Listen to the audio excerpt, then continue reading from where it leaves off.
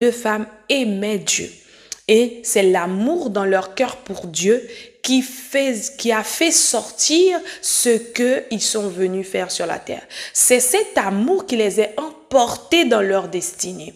Alors aujourd'hui, j'aimerais te dire une phrase. Ce n'est pas de regarder aux autres, ce n'est pas de regarder à ce que les autres portent, mais c'est d'aimer Dieu de tout ton cœur, de toutes tes forces et de toute ta pensée. C'est Dieu qui fait la différence, c'est Dieu qui choisit, c'est Dieu qui... il faut savoir, en Israël, il y avait des hommes.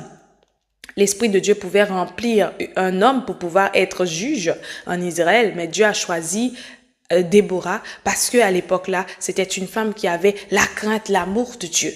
C'était une femme qui aimait Dieu de tout son cœur, de toutes ses pensées. C'était une femme qui se livrait pour Dieu. Alors, Jaël aussi, Dieu pouvait choisir un autre homme pour pouvoir remporter la bataille parce que, il faut savoir, dans l'Ancien Testament, le plus sortir dans le livre de l'Ancien Testament, ce sont les hommes.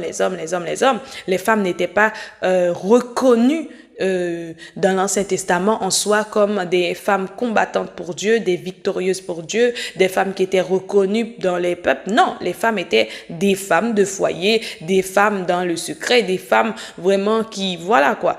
Mais là, Dieu a choisi une femme. Et Dieu choisit qui il veut. Dieu fait ce qu'il veut. Aujourd'hui, il y a une mentalité que j'aimerais aider ma génération à faire sortir dans leur pensée. C'est que être une femme n'est pas être médiocre. Être une femme n'est pas être renfermée. Être une femme, Dieu n'a jamais voulu créer la femme pour que la femme soit une serpillière, pour que la femme soit écrasée par... Mais dans le corps de Christ, pour que la femme soit en arrière, Dieu n'a jamais voulu créer la femme dans ce contexte-là.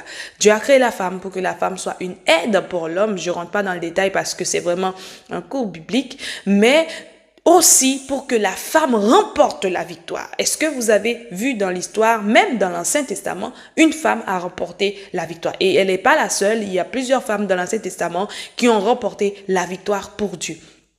Alors aujourd'hui, c'est pas l'homme qui choisit, c'est Dieu qui choisit. C'est pas l'homme qui veut mettre une étiquette sur la personne de Dieu qui est nous, mais c'est Dieu qui choisit de mettre l'étiquette qu'il veut sur son enfant. Alors toi, jeune fille, toi, jeune garçon, que tu sens que l'Esprit de Dieu met dans ton cœur des paroles, des pensées pour ton entourage, pour des personnes autour de toi. Dis pas que je suis une femme, on va se moquer de moi et que là où je